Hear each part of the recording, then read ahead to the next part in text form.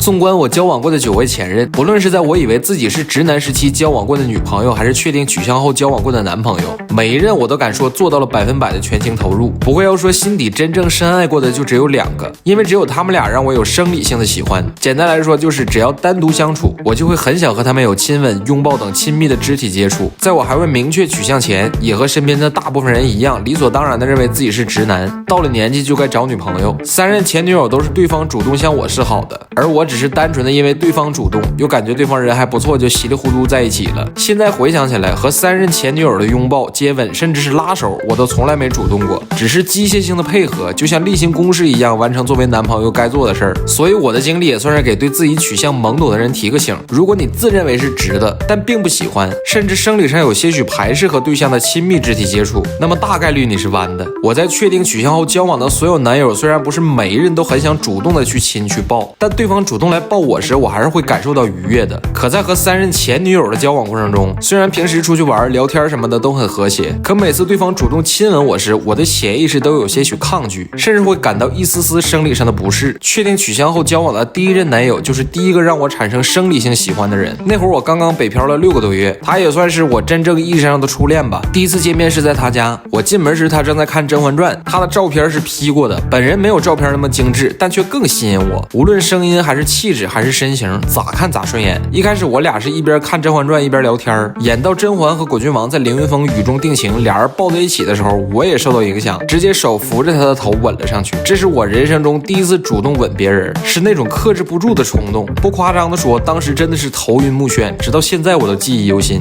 那是我这么多年来从未有过的体验。之前和前女友们的拥抱，我的手都是虚浮在对方的背上，就很绅士的那种。现在回忆起来，其实就是生理抗拒的表现。可那天和他的拥抱，我很用力，就像是想把对方嵌到自己身上一样。正式确认关系后，只要是我俩独处的环境，我总是喜欢把他的手放在我的肩膀或者大腿上，不一定非要热烈的拥抱，只是感受他掌心的温度就会让我很愉悦。我俩在一起半年多之后，还是和平分手了，没有狗血和抓马的事儿发生。主要原因是我的工作是跳操教练，而他是朝9晚6的白领，作息时间差异太大，时间久了，生活中积累的小矛盾越来越多，慢慢就把一开始的热情都磨没了。第2个让我有生理性喜欢的人是北漂第3年交往的，他是我所有前任中的第6任，男朋友中的第3任。他是我的一个学员，那会儿我在北京已经是出柜的状态了，熟悉的学员都知道我是弯的。我俩在一起算是他追的我，其实他并不是我的理想型，一开始我只把他当朋友，不过他比较执着，相处的时间长了，我对他也慢慢有了好感。有天下课我俩一起吃完晚饭，他提出来我家坐坐。那天在我家，他给我讲了他原生家庭的事儿。原来他和我一样，很小的时候父母就离婚了，只不过我的父母都很爱我，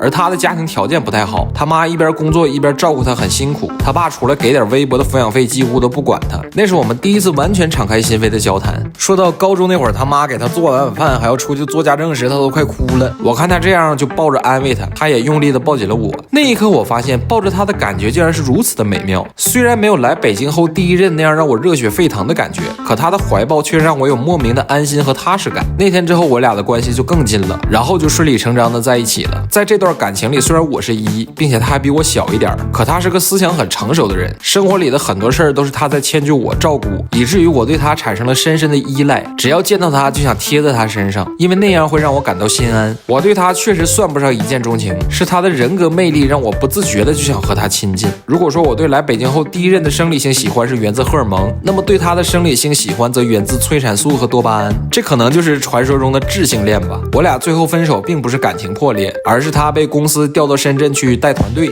到了那边相当于升职，薪水也会涨，而我那会儿在北京的事业也算是鼎盛时期，所以最后我们都理智的选择了分手。我结束北漂来成都之后，认识了一些人，也正式交往了2任，可再也没找到过和他们俩在一起时交往的感觉了。慢慢来吧，日子还长，缘分总会来的。